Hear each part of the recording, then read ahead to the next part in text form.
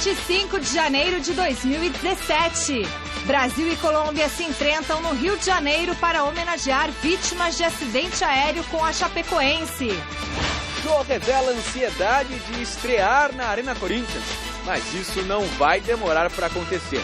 Quarta-feira que vem tem amistoso contra a Ferroviária, lá em Itaquera.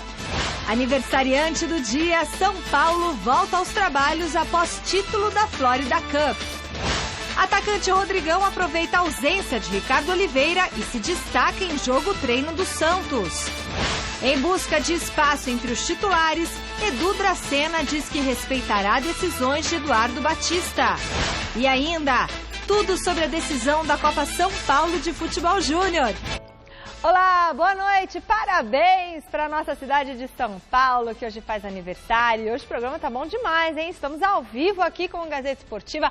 Hoje tem amistoso entre países que viram uma tragédia aproximar dois povos. No estádio Newton Santos, no Rio de Janeiro, a seleção brasileira enfrenta a seleção da Colômbia no jogo da amizade com renda revertida para os familiares das vítimas do acidente aéreo com a delegação da Chapecoense. Para quem não poderá comparecer, é possível comprar o ingresso solidário, que não vale a entrada no estádio, mas terá o valor somado à renda final que será doada. Para você adquirir o ingresso, é só acessar o site meubilhete.com. Para os jogadores, é a chance de mostrar serviço para o técnico Tite e, quem sabe, conseguir uma vaga na equipe que disputa as eliminatórias para a Copa do Mundo. A seleção brasileira fez nesta terça-feira o treino de reconhecimento do gramado do estádio Newton Santos, o Engenhão, palco do amistoso de logo mais contra a Colômbia, em prol dos familiares das vítimas do acidente com o voo da Chapecoense em novembro passado. Na verdade, essa foi a única atividade comandada por Tite, visando o confronto.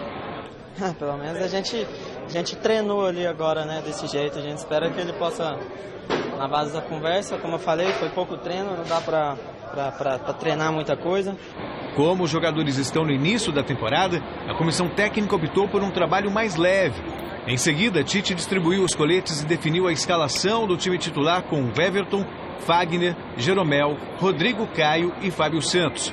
Wallace, Willian Arão, Lucas Lima, Dudu e Robinho. Diego Souza será o centroavante. Ou seja, o torcedor vai seguir na expectativa pela reedição da dupla Diego e Robinho com a camisa amarelinha. Na verdade, existe essa expectativa, mas a expectativa maior é de um bom futebol e da vitória, né? Estarmos aqui já é um grande privilégio, nós temos aproveitado da melhor forma possível, não só eu e o Robinho, mas também todos os outros jogadores. E ali dentro de campo, se tivermos a oportunidade, vai ser sensacional. Se não tiver, é o que eu disse, cada um procurar aproveitar a sua oportunidade e que a seleção brasileira saia vitoriosa. Não, o Tite que manda, vamos devagar primeiro. A gente está feliz por estar na seleção, que é o mais importante, né? Então, claro que eu feliz por ver um irmão, por ver um amigo também junto comigo, mas acho que o Tite escolhe quais jogadores que vão jogar, está todo mundo bem preparado. Lucas Lima, que ficará com a responsabilidade de articular as jogadas de ataque, quer aproveitar a oportunidade para se consolidar na seleção. Sem dúvidas, tenho certeza que cada convocação é uma oportunidade de fazer uma melhor, de mostrar que eu posso estar aqui. E estando como titular, nada melhor para mostrar o meu valor. Grande noite para você que acompanha o Gazeta Esportiva. Pois é, Brasil e Colômbia hoje tem mais um caráter festivo do que necessariamente uma preparação visando eliminatória, algo assim. Tanto que os jogadores que vão a campo nem são os titulares. O Tite aí escala jogadores que atuam no Brasil, que na verdade não são os jogadores que compõem a base do time principal, mas uma oportunidade do ponto de vista técnico, tático, de o Tite observar alguns atletas que possam ser convocados futuramente, embora alguns até tenham presença costumeira, o caso do Fagner, por exemplo, e que o Tite já conhece. Mas outros jogadores, de repente, podem cravar um espaço na seleção a partir desse amistoso. O que eu lamento, Flávio, e gostaria de ouvir você, porque na verdade é um jogo que tem a solidariedade como mote. Um jogo que tem como grande objetivo ajudar a Chapecoense. E pelo jeito não teremos casa cheia, não. Talvez metade da capacidade do estádio. Que, convenhamos, eu acho muito pouco, né, para se ajudar essas famílias e ajudar também o clube. Boa noite, Celso, Michele, amigos do Gazeta Esportiva, mas nenhuma surpresa. A solidariedade vai enquanto as manchetes estiverem lá, depois acaba. Isso é normal, não me surpreende nem um pouco. Aliás, já devo ter comentado até algumas vezes isso aqui com vocês. Fica até chato. Então, falar do lado futebol, o Tite vai de novo colocar o 4-1-4-1, ele coloca o Wallace como esse 1, que é legal, é uma função fundamental. Esse 1 é o cara que dá a passada, que dá o ritmo para o time. O titular é o Casemiro, o reserva imediato é o Fernandinho. É legal ter um cara que está fazendo isso, fez isso bem na base como o Wallace, jogando para a gente sentir. E o outro 1, a outra ponta, né? Ele vai colocar o Diego Souza. É uma experiência curiosa, embora... Me surpreende, eu estou surpreso. Poderia ser o Robinho, mas não estão sobrando jogadores, né? Talvez o Ricardo Oliveira, não sei nem qual é a condição física do Ricardo Oliveira nesse momento, mas de qualquer forma são testes. Acho que, por exemplo, o Arão vai ter uma oportunidade de começar jogando, mas assim, jovem mesmo, de verdade, no time, nós temos o Rodrigo Caio, que ele já conhece bem, e o Wallace, 2 jogadores da seleção. O próprio Arão já tem 24 anos, né? O Dudu, que também começa jogando, tem 25 para 26, não são tão jovens, mas às vezes você descola uma oportunidade num jogo desse. Sim, sem dúvida. É importante, é legal. Essa coisa do Lucas Lima, que dá um grande ponto de interrogação. Ele tem sido convocado pelo Tite, mas não tem mostrado tanto serviço no Santos. Então é mais uma chance para ele começar jogando. Enfim, vai ser legal. O Brasil e Colômbia são 2 times, né? São jogadores de um bom nível. Estou esperando um jogo bacana. Bom, do lado colombiano não é diferente. Todo mundo querendo jogar e mostrar serviço para o treinador. O jogo é sim um amistoso e o clima da partida tem tudo para ser mais tranquilo. No entanto, não dá para esconder que, para alguns jogadores, esta é uma grande oportunidade de mostrar serviço ao técnico José Pekerman. O atacante Theo Gutierrez, por exemplo, acredita que esse é um começo de preparação já pensando nas eliminatórias. Neste momento, a Colômbia está fora da Copa do Mundo em 6º lugar. Por isso é preciso retomar o bom nível do início do torneio para garantir a vaga. Abel Aguilar é outro jogador que deseja entrar nos planos do treinador para a sequência da temporada.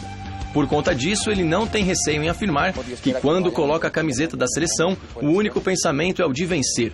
Ele disse que cada um dos 16 jogadores convocados se conhecem muito bem e agora é colocar em prática o que foi pedido da melhor maneira possível. De todo o que se está planeando e planificando, pues se puede realizar na medida do possível. Mas apesar de toda essa vontade, os colombianos sabem que do outro lado terá uma equipe arrumada e com bons jogadores, conhecidos inclusive. Magnelli Torres comentou sobre a presença de Diego e Robinho, atletas experientes, com passagem por clubes europeus. Para ele, independentemente de atuarem em campeonatos locais, haverá dificuldade. E se a Colômbia quiser ganhar, terá que fazer uma ótima partida. Como tal, sabemos de que vai ser partido muito difícil e que temos que nós também fazer bom jogo para poder ganhar. Vote na enquete que está no ar no site gazetesportiva.com. A gente quer saber o seguinte: qual será o resultado da partida entre Brasil e Colômbia? Da vitória do Brasil, da empate ou vitória da Colômbia? Será que vai ser assim um jogo bem de boa? Assim? Imagino que sim. Né? Empate, né? Imagino que sim. Uma cara amistosa. Acho que dá Brasil. Eu acho que vai ser empate, e o Flávio? Não acredito um jogo tão amistoso assim, não, viu? É quando a bola começa a rolar, o bicho pega, né? E há uma rivalidade latente dentro de campo entre Brasil e Colômbia. Acho que o Brasil ganha, mas assim, não acho que vai ser tão amistoso, não. Acho que não. Aliás, espero que não, né?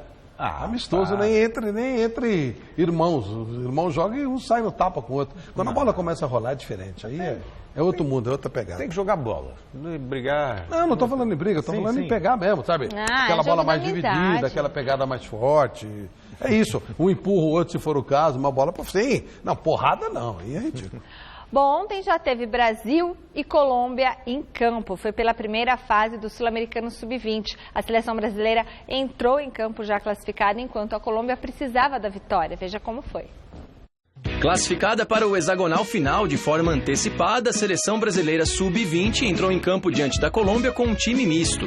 E depois de perder várias chances de gol, a equipe de Rogério Micali acabou sendo derrotada no lance de bola parada. Valência bateu forte e o goleiro Cleiton aceitou 1-0. Agora o Brasil espera a próxima rodada para ver quem será o adversário na fase decisiva do Sul-Americano Sub-20. Fala, torcedor brasileiro, povo carioca. Aqui quem está falando é o Felipe Viseu. Também estou aqui com o jogador da Colômbia, Kevin. Estamos aqui convidando a todos vocês para comparecer nesse jogo festivo no Nilton Santos, no Engenhão. que seja um jogo, né, de muita solidariedade, né, um jogo festivo. Então, contamos com a presença e o apoio de todos vocês, torcedores brasileiros. Meu nome é Kevin Balanta e convido vocês a assistirem esse jogo entre Brasil e Colômbia. Quero todos muito solidários e convido vocês para esse jogo por essas famílias. Força Chape! O Fluminense, campeão da Primeira Liga em 2016, começou bem na competição. Jogando em Juiz de Fora, o tricolor carioca venceu o Criciúma por 3-2 em jogo que marcou a estreia do técnico Abel Braga. Veja os gols. O Fluminense estreou na Primeira Liga com vitória para cima do Criciúma, mas foi o time catarinense que saiu na frente com Rafael Silva. O empate do Flu veio com o zagueiro Henrique, que aproveitou o toque de cabeça de Renato Chaves para deixar tudo igual. Aos 32 do segundo tempo, a equipe de Abel Braga conseguiu a virada com o garoto Pedro, promessa das categorias de base do Fluminense, 2-1. 10 minutos depois, Marquinho entrou no jogo e no primeiro toque na bola marcou o terceiro batendo cruzado. Hélio Paraíba descontou para o Criciúma, mas a reação parou por aí. 3-2, placar final. O homem mais rápido do mundo perdeu uma das medalhas de ouro olímpicas dele. Essa notícia é destaque do site gazetesportiva.com. A equipe da Jamaica, que faturou o ouro no revezamento 4% nos Jogos Olímpicos de Pequim em 2008, perdeu o prêmio depois que a contraprova confirmou o doping do corredor Nesta Carter. Por isso, o Usain Bolt, que estava nesse time, perdeu um dos ouros olímpicos dele e agora não tem mais o recorde de ter conquistado 3 medalhas de ouro em 3 Olimpíadas seguidas. Com a decisão do COI, a medalha de ouro passa para o quarteto de Trinidad e Tobago, a prata para o time do Japão e o bronze para a equipe do Brasil, formada por José Carlos Moreira, Bruno Lins, Vicente Lenilson e Sandro Viana. Demorou, né? Mas saiu aí o resultado. É uma coisa rápida essa contraprova, né? 2008, rápido, o negócio... Já se foram... Eles foram a pé até o laboratório em Los Angeles. 9 anos. Será que eles têm a medalha ainda? Será que não? Estranho, né? O Giba está pedindo a medalha quando o Brasil perdeu da Rússia. O Brasil ficou em segundo, ele como capitão, ele está pleiteando a medalha do vôlei, foi prata. Está pleiteando ouro porque 7 jogadores da equipe russa estariam dopados. Apenas 7 no time de vôlei, quer dizer... Só 7? Então ele está lá, ele era capitão do time. A lógica. Então, ele é capitão do time. Como capitão do time, ele tem esse direito e está liberado, inclusive, pela Federação Brasileira de Vôlei. E está lá na Federação Internacional para tentar puxar esse ouro para o Brasil. Nada mais justo. Dopado não é mais a situação muito semelhante. Não era o revezamento? Um atleta estava, todos perderam, inclusive o Bolt. Imagina na Rússia com 7 do vôlei. Eu acho que essa medalha vai virar e o Giba está fazendo esse trabalho. Vamos ver, vamos torcer. Se os russos estavam dopados, que percam a medalha. Se não... Bom, em 2026 eles vão decidir. Eu não curto muito essa história de decidir resultado no esporte, no tapetão. Eu acho isso abominável. Por outro lado, num caso de doping... Então, existe a má-fé do outro, né? Existe a intenção de levar vantagem sobre o outro de maneira escusa. Então, desta forma, você tem que perder realmente medalha, tem que perder título, tem que perder campeonato, porque é um ato criminoso. Você sabe que existe até verba de patrocínios que são canceladas, né? Não é que não deixa, tem que receber. Existem multas, o dinheiro que foi adiantado você recebe, você tem que devolver, o que eu acho correto. Você fica com a sua imagem ligada a um cara que lesou, que fez uma coisa absolutamente condenável, abominável, como você citou. Então, tudo isso é perdido. Bom, acabou em instantes a decisão da Copinha e o Corinthians foi o grande campeão, como a gente já esperava. Vamos direto para lá conversar com o repórter Alexandre Silvestre. Boa noite, Silvestre. Fala, Michele. Foi no sufoco, mas o Corinthians é campeão da Copa São Paulo de Futebol Júnior, a 10ª conquista do Timão nesta competição. São 18 finais em quase 50 edições da Copinha. 18 finais, 4 consecutivas. Em 2014 o Corinthians perdeu para o Santos, em 2015 venceu o Botafogo de Ribeirão Preto, já sob o comando do atual treinador Osmar Loss, que vai ajudar o Fábio Carilli no time de cima a partir de agora. Em 2016, no ano passado, o Corinthians perdeu nos pênaltis para o Flamengo e agora derrotou o Batatais num jogo muito duro. Basicamente, ataque contra a defesa, mas no final das contas, Corinthians 2-1, com os gols todos saindo no finalzinho da segunda etapa. O jogo foi desde o início assim, o Corinthians massacrando o Batatais que conquistou essa vaga porque o Paulista teve aquele jogador, Elton, jogando sob o nome de um primo dele que está preso, quer dizer, o Paulista que conquistou a vaga em campo na semifinal ao derrotar o Batatais por 5-1, acabou sendo eliminado da competição, desclassificado. O Batatais ganhou a vaga de presente, fez um jogo muito duro, teve uma ou outra oportunidade no contra-ataque, mas se defendeu como pôde. O Corinthians massacrando o maior ataque dessa competição. O Corinthians tem 30 gols marcados.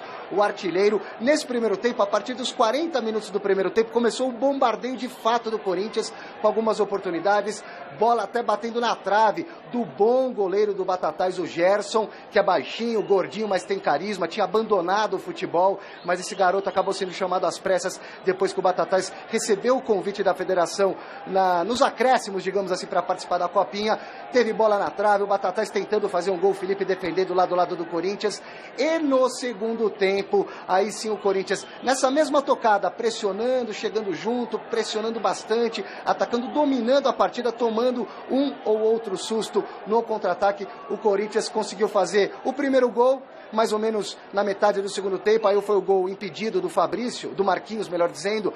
O Carlinhos recebeu a bola dentro da grande área impedido, o gol do Marquinhos não valeu. Depois sim, aí lá para os 42 minutos do segundo tempo, numa boa jogada do Pedrinho, acionando o Marquinhos, que cruzou na medida para o Carlinhos, o artilheiro, o matador, jogador que já está no time profissional há algum tempo, deve ter algumas oportunidades na temporada 2017. O Carlinhos de testa conferiu lá no gol do Tobogã, fez o gol do Corinthians, o primeiro gol, o gol da artilharia, ele que já era o artilheiro com 10 gols, chegando à marca de 11 gols, ele que havia prometido 19 gols na Copinha. E depois o Corinthians fez 2-0, já praticamente nos acréscimos, na virada de 45 para 46 minutos, o gol aí do Marquinhos, recebendo o passe do Carlinhos, retribuindo o presente. E nos instantes finais da partida, o Douglas Pote do Batatais diminuiu, colocou um pouco de pressão na partida, mas 2-1, resultado final, Corinthians campeão mais uma vez da Copa São Paulo, a 10ª conquista do Corinthians. Pacaembu viveu uma tarde de muita festa, muito calor, quase 40 mil pessoas. O público foi de 36 mil presentes no estádio, com 35 mil pagantes.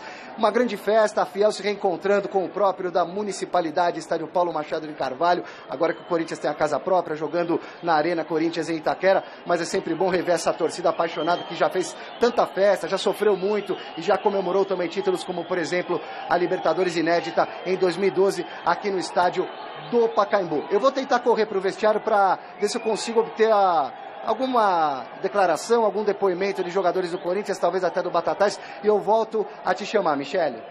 Tá certo, Alexandre Silvestre, muito obrigada. Então daqui a pouquinho a gente volta com você. Celso Cardoso deu o esperado, né? A Copa São Paulo, ela já teve uma importância maior.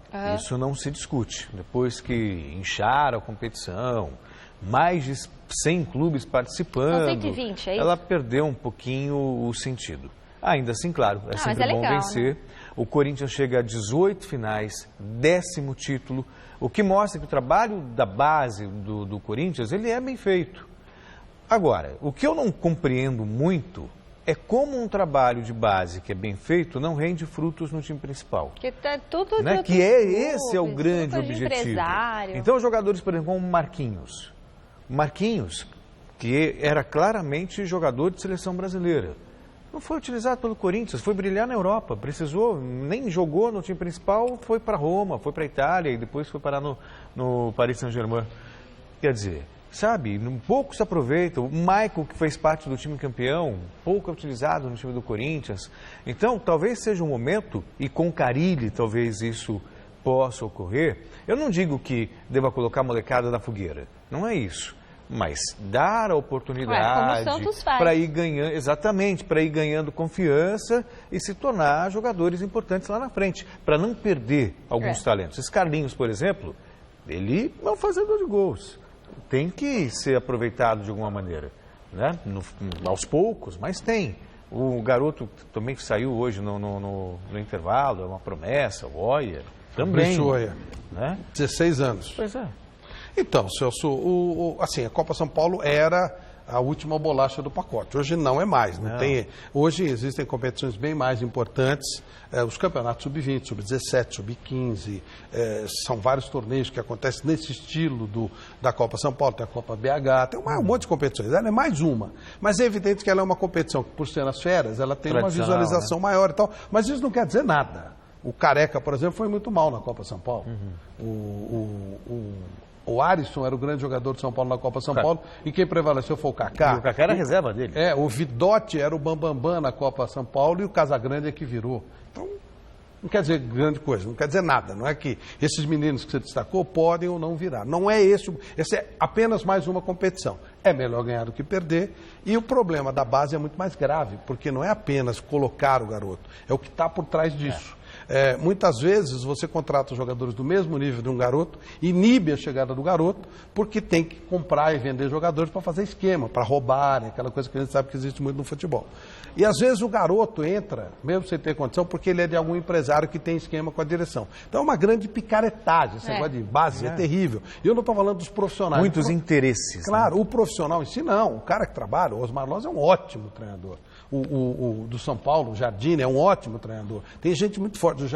O rapaz que fez o trabalho o Damiani, que está agora na CBF, apesar de estar na CBF como Tite, é um cara sério, ao contrário da CBF. Então tem uma série de pessoas importantes que fazem esse trabalho. Mas o problema é que o jogador pertence a alguém, se alguém interessa colocar... Né? A minha posição é a seguinte: você precisa ter um time forte e lançar o garoto para que ele complemente o time forte. Aí ele pode virar protagonista.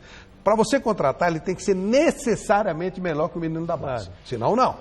Agora, contrata um monte de mulambada para fazer negócio, por esquema e tal. Isso funciona muito. E continua assim no futebol. Então a gente nunca sabe quem vai entrar, por que entra, por que não entra. Não é exatamente jogar futebol. Jogar futebol, por incrível que pareça, é apenas um detalhe. Por isso que eu acho que eu costumo dizer, transformaram o Brasil num grande clube de futebol.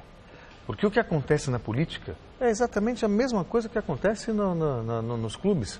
Sabe, o por fora, a base, os interesses, os esquemas, nada muda. Mas pelo menos aí igualzinho. Não é o nosso dinheiro, né? Na e até mesmo a torcida também, o povo é um torcedor. Discute política como se fosse Fla-Flu. É a mesma coisa. Agora, uma coisa muito importante que aconteceu, que eu faço questão de destacar. Tem uns caras que são maravilhosos e só quem vive o drama entende. O Vampeta, nosso amigo Vampeta, ele tomou uma atitude espetacular. Ele já avisou que esse menino, Brandon ou Elton, quando ele tiver liberado, ele vai jogar no Audax. Porque ele considera que ele é um bom jogador. Por que ele fez isso? O menino não tem que ser punido? Evidentemente que sim. Evidentemente que sim. Punição, quanto é a punição? 1 ano, 6 meses, 7 meses, tem que ser punido. Não tem que ter colete de chá. A impunidade acaba com qualquer coisa. Claro. Mas os desonestos do futebol pegam esse tipo de gente que faz por humildade, por burrice, por safadeza também, às vezes por necessidade. Por má orientação. Para você jogar, você vai ter que ser gato, senão você não vai conseguir jogar. O cara tem aquilo como comida. Não estou justificando, não é justificativo. Mas este é o motivo. Ele é malandro e foi desonesto. Sem dúvida. Mas existem os desonestos de plantão. Os caras que levam comissão para vender jogador, os caras que fazem uma contratação e não fazem o cara da base subir porque ele está levando dinheiro, aquilo que a gente está falando. Claro. Esses são os verdadeiros bandidos do futebol. Esse garoto não é um bandido. Não é para ser crucificado. Ele cometeu uma punição. E aí os hipócritas, os verdadeiros bandidos, fazem tudo para que esse menino pague para dizer: futebol brasileiro está mudando. E acabam com a vida do menino, que sem outra opção acaba virando, aí sim, um bandido de verdade. Claro. Então eu acho que é importante dar uma chance pro garoto depois que ele cumprir a punição. Se ele não tiver nenhum tipo de punição, eu serei contrário. Agora, acabar com a vida dele por causa disso, também sou contra, porque ele queria jogar futebol. Ele cometeu uma irregularidade pela qual ele deve ser punida, porque ele queria jogar futebol. Diferentemente do cara que não sobe o garoto porque ele quer fazer uma contratação para roubar o clube. Sim. Ou que pega o garoto, rouba para fazer negociar. Esses são os bandidos. Não é o caso do garoto. Por isso que eu achei muito pesada a postura do presidente do TJD, chamando o rapaz de criminoso e falando o que falou. Bom, ele entrou no TJD porque ele impediu que houvesse uma CPI contra a Federação Paulista de Futebol. Ele ganhou como prêmio esse cargo. Vamos voltar ao estádio do Pacaembu, onde o repórter Alexandre Silvestre acompanha as entrevistas dos heróis do título da Copinha. É com você, Silvestre.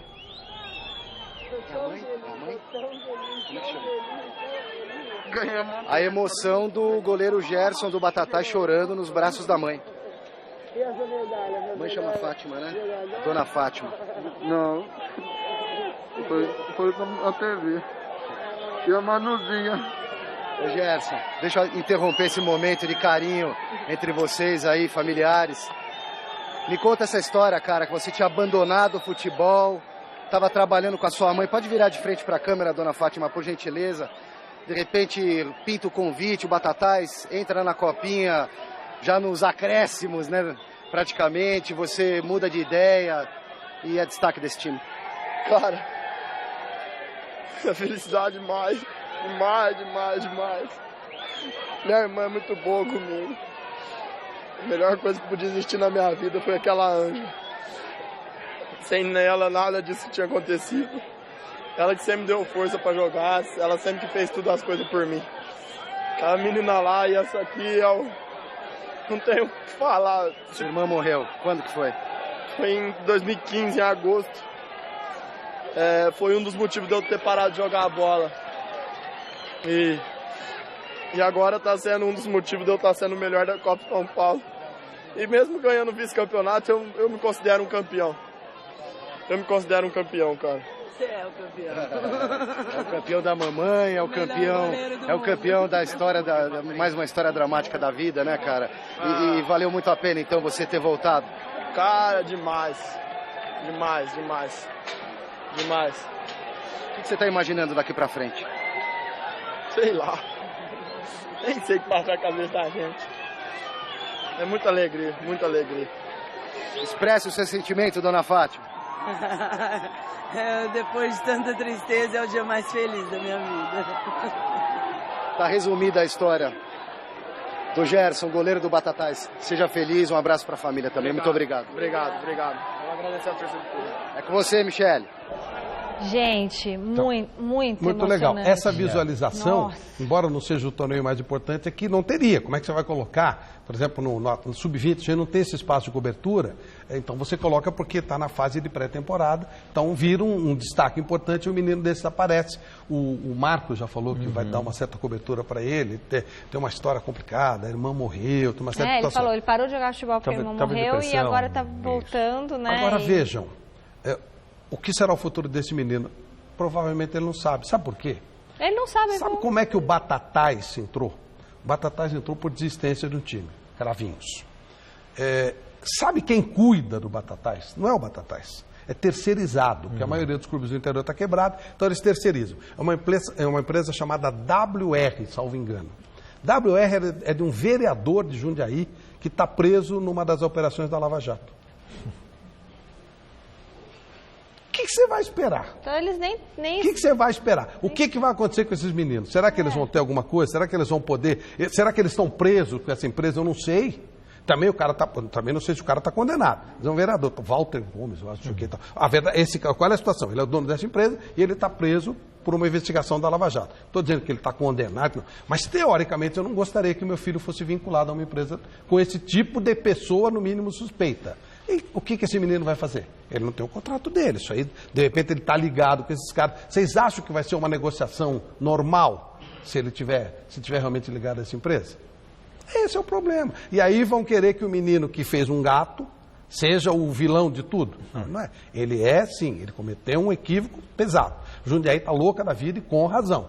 Mas isso é uma pontinha, é uma necessidade muitas vezes do cara, ao contrário da bandidagem desnecessária. Situações, Lava Jato não era necessária, a bandidagem está pesada. E tem um outro lado também da Copinha, porque assim, as pessoas estão acostumadas com os astros, os grandes clubes, o glamour, os carrões, né? Os iates, as belas mulheres. Um vinho de 11 mil reais. Aquela história toda. Só que a realidade de 90%, mais de 95% do futebol brasileiro, 3% ganham mais do que 5 salários mínimos no futebol. Sabe, são garotos que estão sonhando para ter um salário de 5, 10 salários mínimos. Para comer, exatamente isso. buscando algum espaço. Muitos desses garotos que participaram da Copa São Paulo vão fazer uma outra coisa, já a partir do mês que vem. Porque às vezes não dá para ficar bancando esse sonho e tem que... Não, a gente muitos tem têm tantos 2 exemplos. empregos, né? Pois é, quer dizer... Então, é uma outra realidade. Aí, quando tem a chance da ascensão, de mostrar trabalho... Vai pegar ou pegar. Exatamente isso. Por isso, essa carga emocional também E outra, muito, né? 120 muito grande. times não é uma coisa pensada, é uma coisa política também. Claro. Aí tem esquema por trás. É. E aí deu sorte. Felizmente, esse menino, as coisas foram acontecendo. Apareceu um menino desse, mas é uma coisa muito lotérica. O que eu estou querendo falar com isso? Não tem isso, não. Tem que ser planejado, os melhores, fazer uma seleção, esses jogadores serem jogadores dos clubes necessariamente. Sabe, porque aí o Batatais Como era no passado. vende um menino desses e começa a ter vida própria. O Batatais interessa, não a empresa do seu fulano, Claro. não sei o quê. O Corinthians interessa, não os empresários que se cercam do Corinthians, não os diretores que usam o Corinthians para fazer esquema, para dar 50 mil dólares. Lembra, teve outro dia aí o tal do Mané, não sei das quantas, o outro diretor tudo envolvido, levando grana, todo mundo levando por fora. Então isso é lixo no futebol. Isso tem que acabar. O Corinthians interessa, o Batatais interessa, o Paulista interessa. Não os caras que estão em volta, que fazem toda essa trama, toda essa mutreta. Por isso que eu volto ao ponto inicial. Por isso que é importante dar a chance para esse menino que errou, mas ele está longe de ser bandido perto do que se vive no futebol brasileiro. E aí, indo ao encontro do que o Lago está falando, profissionalizar o futebol o mais rápido possível. Por que será que tanta gente, delegado, gente que tem empresa, outras funções, querem tanto atuar no futebol e sem remuneração? Ah, é porque... Não é? É muito amor ao clube, esporte. né? É, muito amor ao clube. Muito amor. Acompanhe o Gazeta Esportiva nas redes sociais, tem o nosso twitter.com/Gazeta Esportiva, tem a nossa página no Facebook, Gazeta Esportiva. Em breve, muitos lives, tá? A gente vai começar a fazer vários Facebook Lives.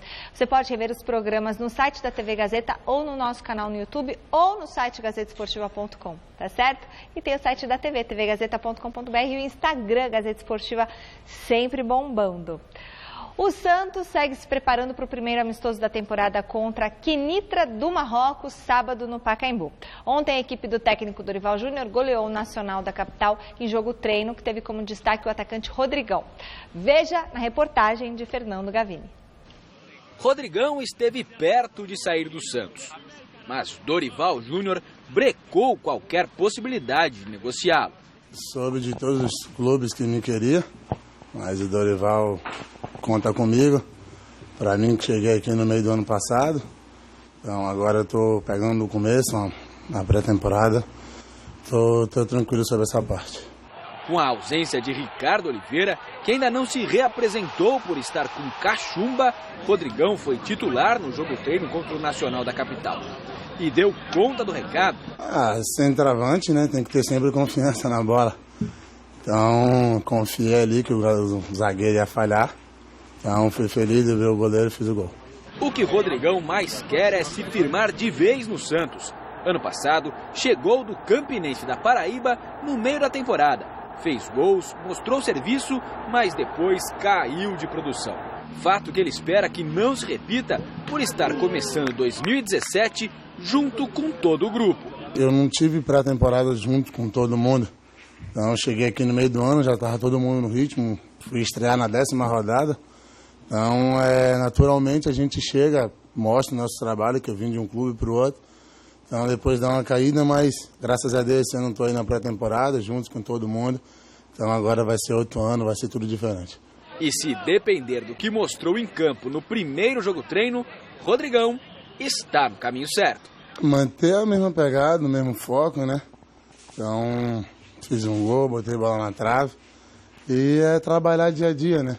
Como eles falam, trabalha, vai, busca sempre o seu espaço, que o resto acontece naturalmente. Será bem difícil o Palmeiras contratar o centroavante Borja da seleção colombiana e do Atlético Nacional. Em entrevista ao canal Fox Sports, o diretor de futebol Alexandre Matos descartou a contratação do atacante pelos valores pedidos pelo clube colombiano. O Verdolagas, que quer nada menos do que 15 milhões de euros pelo melhor jogador do continente em 2016. Ele só topa voltar a conversar com o Atlético caso os campeões da Libertadores acertem aí, topem negociar por um valor menor. Voltando ao Brasil, o zagueiro Edu Dracena quer aproveitar as oportunidades que deve receber para se firmar entre os titulares do Verdão. Veja na reportagem de Adriano Dolfi. No aniversário da cidade de São Paulo, o Palmeiras não recebeu um presente dos mais agradáveis. O diretor de futebol, Alexandre Matos, confirmou que a chegada do atacante Borja, pelo menos nesse momento, está inviável, já que a pedida do Atlético Nacional, cerca de 51 milhões de reais, foi considerada fora da realidade do Palmeiras. Tempo ruim para a chegada de Borja, não para Edu Dracena, que inicia a temporada no time titular, pelo menos até os retornos de Mina e Vitor Hugo. Eu não falo titular porque eu acho que a gente mostrou ano passado que é um grupo que se ganha, porque se você falar que o ano passado fui reserva, eu joguei 17 jogos no Brasileiro, quase um turno todo, então um reserva não pode jogar isso, né? O Thiago jogou praticamente isso, o Mina jogou um pouco menos, só o Vitor Hugo jogou um pouco mais. Então acho que não tem essa de titular, eu acho que a gente está aqui para que quando a gente for solicitado, a gente procurar fazer o nosso trabalho, fazer bem feito. O zagueiro lembrou que apenas 28 atletas poderão ser inscritos no Campeonato Paulista. Vai ser uma guerra muito grande para quem ficar aí entre os 28 no Paulista e a Libertadores também. Mas isso é bom, que isso eleva o nível de atuação, não só nos jogos, mas de treinamentos também. Por onde passou, Edu conquistou títulos. Uma receita importante para isto é, em meio à concorrência, respeitar a decisão dos treinadores. Acho que a gente tem que respeitar, independente de quem vai jogar ou não, torcer para o seu companheiro, porque aqui é o Palmeiras, aqui não é o Edu, não é o presidente, não é ninguém. Eu acho que aqui é o Palmeiras, a gente tem que pensar no bem do Palmeiras, né? E cabe o treinador escolher o que ele acha que é de melhor, e temos que respeitar. O Edu, Flávio, quando ele foi para o Corinthians, eu imaginava até que ele fosse firmar como titular, o que não aconteceu. Acabou não acontecendo. O Tite, levando em consideração a sua filosofia de trabalho, a justiça de quem está melhor joga, tal, o Edu acabou perdendo muito espaço e foi para o Palmeiras. No Palmeiras ele também não conseguiu se firmar. É um jogador experiente, é um jogador que já foi de nível de seleção brasileira, mas vive um outro momento profissional. Acho ainda muito útil, mas pelo que a gente viu no Palmeiras campeão em 2015, é difícil ver o Edu ganhando a condição de líder da defesa ou um dos homens fortes do time titular. Falou, né? 17 jogos, atuou, tem uma liderança fora que é importante. Eu acho que um elenco ele tem que ter esse tipo de jogador composto por pessoas desse nível, um cara bacana, leal. O Palmeiras está muito no mercado, né? Você vê essa história do Borja, não deu certo, mas foi no mercado. Foi buscar o Michel Bastos, que estava bravo porque apanhando a torcida do São Paulo, e aí ele não queria mais jogar lá com toda a razão. O Palmeiras trouxe um jogador que joga muita bola. O Felipe Melo, que queria voltar, jogador de um nível muito alto, eles foram e trouxeram. O próprio Guerra. O Guerra é ótimo. O Guerra tem problema de contusão, se machucou muito ano passado, mas foi o melhor jogador da Libertadores. E continua no mercado, continua ativo. O Palmeiras está muito ligado. Isso aí faz toda a diferença. Sim. Você precisa ter um cara gerenciando o seu futebol, no caso é o Alexandre Matos, que fique ligado, porque as oportunidades elas aparecem. Às vezes você tem que investir, você tem que medir o tamanho do investimento. Se eu comprar agora, quanto é que eu vou ganhar lá atrás, né? É normal, é assim que tem que ser feito. O Borja, pelos valores que eles estão pedindo, fica inviável realmente. Mas o Palmeiras está muito no mercado. E ele está muito ligado, né, nessas coisas. E é um jogador muito valorizado, né, Flávio? Fez uma belíssima Libertadores. A primeira compra do Atlético Nacional foi ótima, $1 milhão de dólares. Agora, trouxe para a semifinal, né? Agora o cara está por cima. Mete um gol atrás do outro. E tem uma precisão na remate. É jogador para o futebol europeu. Eu sinceramente, e essa não vejo é uma lá. posição difícil, né? Cara que mete gol é complicado. Quando aparece um cara desses, todo mundo quer mesmo. Claro. Hora de falar do Corinthians, que realizou nesta quarta-feira o primeiro treino depois do retorno dos Estados Unidos, onde o Timão foi participar do torneio da Flórida. Reportagem do Gavini.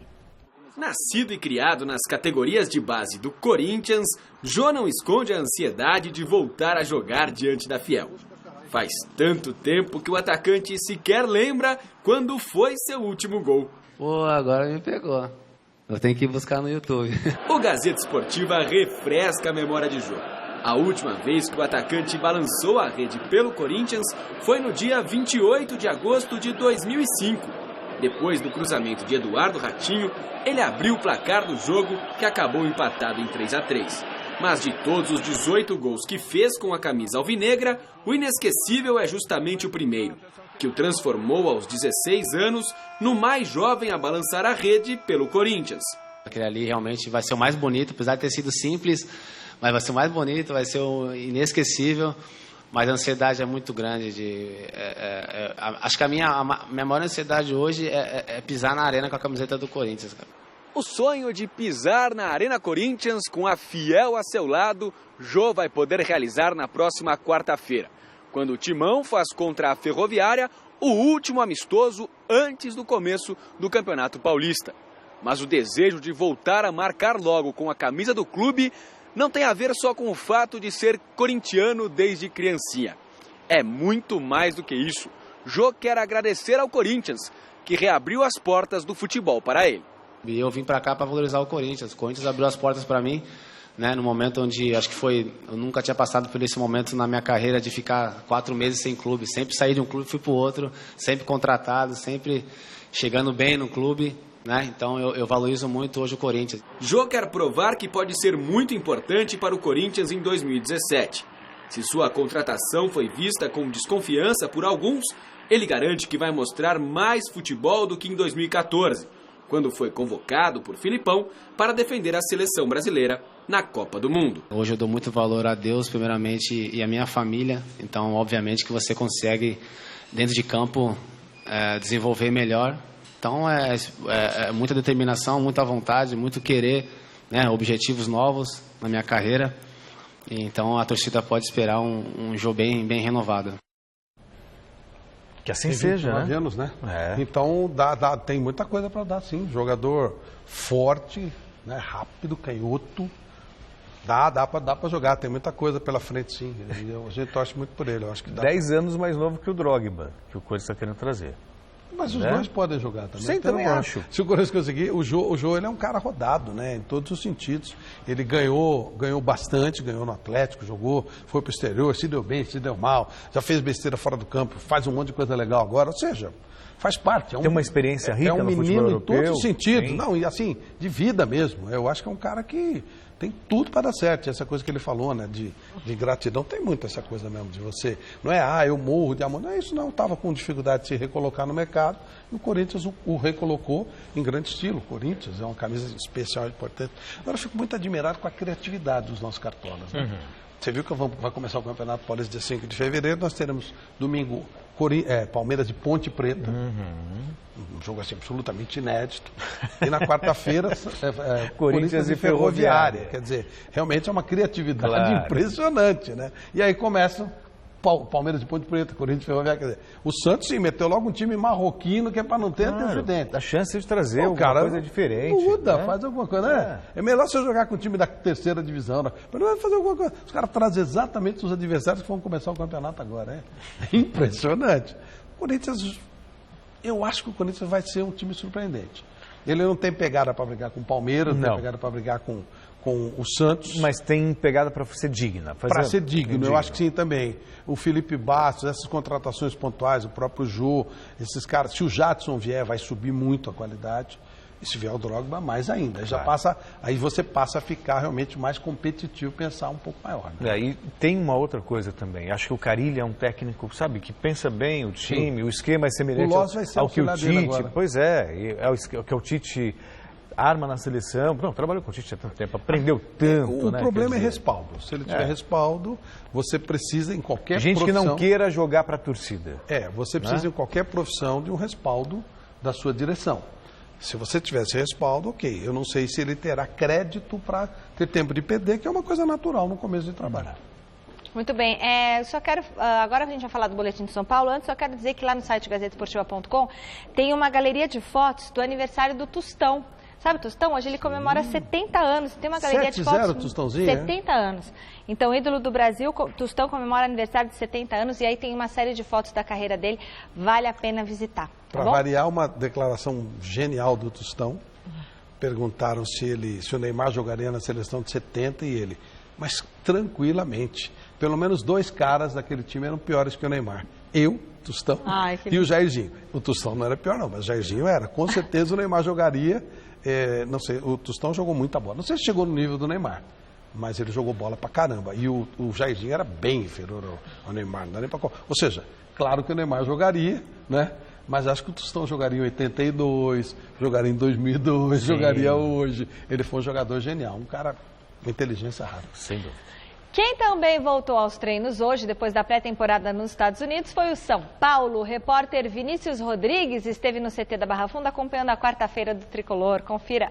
Olá, para você ligado no Gazeta Esportiva, o São Paulo Futebol Clube já está no Brasil fazendo os treinamentos normalmente aqui no CCT da Barra Funda, depois da conquista do torneio da Flórida, a Florida Cup, nos Estados Unidos, vitória contra o rival Corinthians, uma decisão por pênaltis. O São Paulo, que no torneio não fez nenhum gol no tempo normal e nem sofreu 0 gols de saldo, mas uma campanha que agradou ao novo comandante Rogério Ceni, que ainda aguarda até o final desta semana por um reforço. O meio-campista Jusilei, que no Brasil surgiu muito bem no Corinthians, foi para o futebol russo e estava recentemente no Shandong Luneng da China.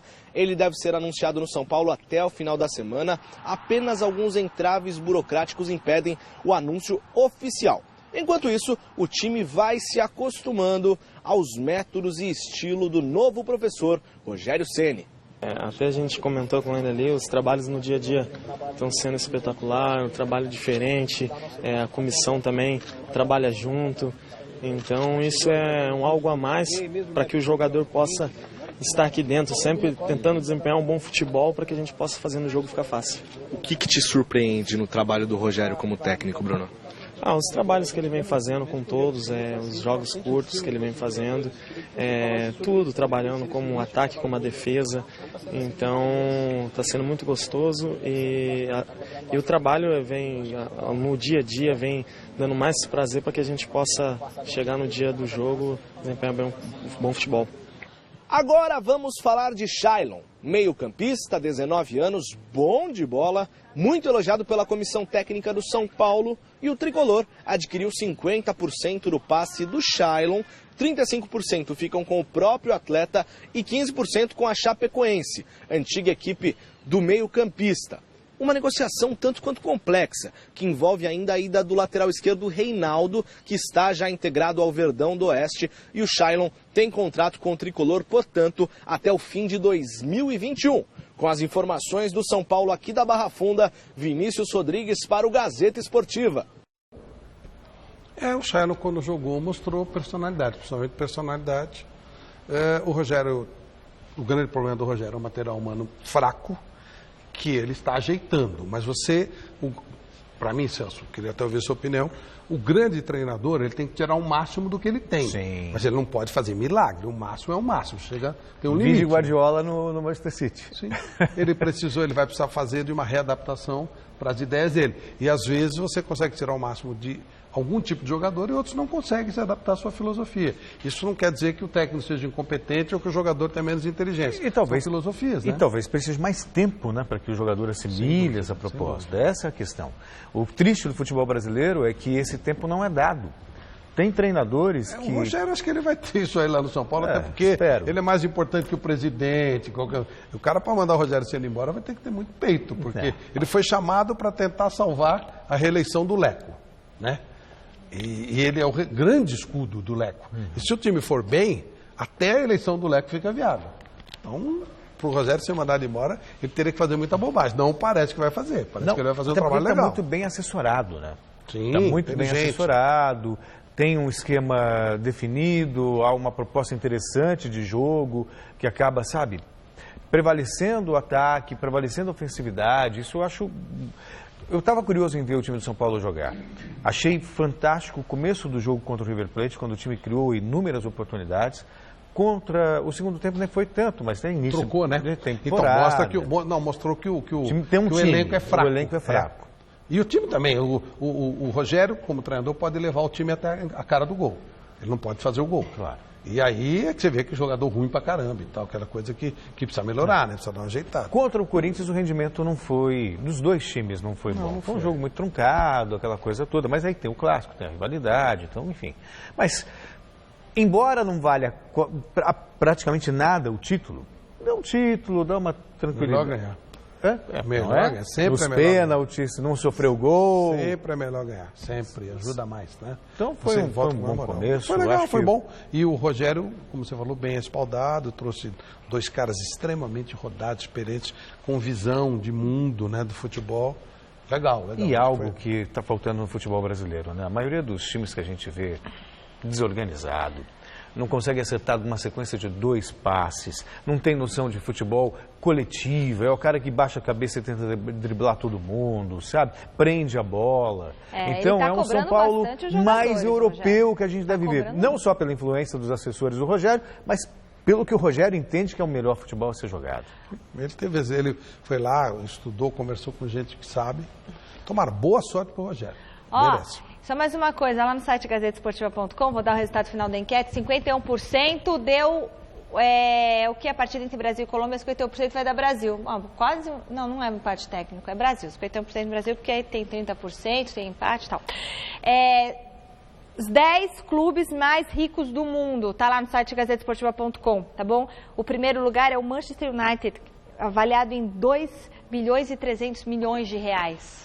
Vão dar uma olhada aos outros 9, tá bom? 10 times mais... Manchester é uma cidade feia, fria, sem vergonha, mas tem o maior time do mundo, sinal que é bem administrado. Claro. O segundo mais rico lugar, do qual você acha que é? Qual? O segundo lugar. Real Madrid. Acho que é o Real Madrid ou o Barcelona? É o Barcelona.